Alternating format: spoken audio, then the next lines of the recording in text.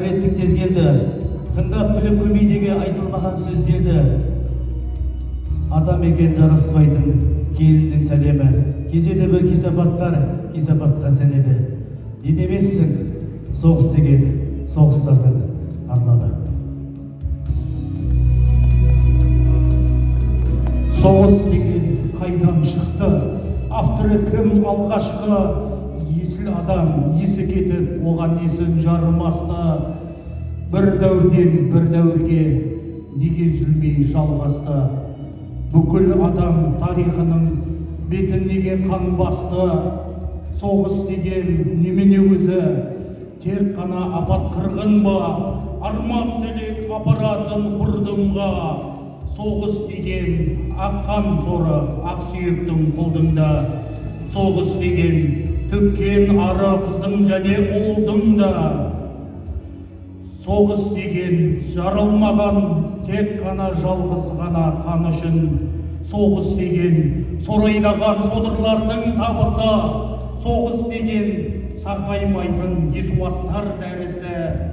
Соғыс деген сойқағандар, қорғағандар намысы. Соғыс деген сотқарлардың қолындағы найзасы. Қолданады, толданады, таусылғанда айласы.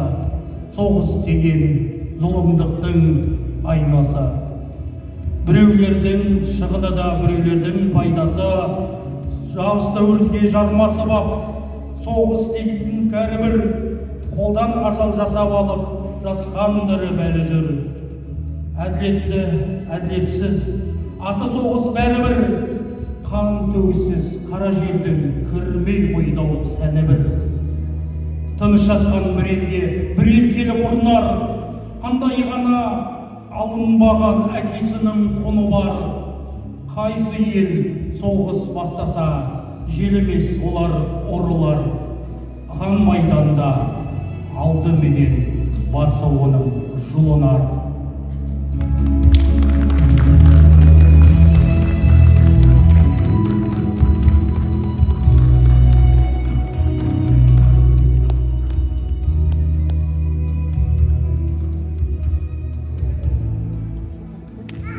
Жаңғырды басқан әнмен теңестеліп, халқымыз қуанышта тегіс бүгін.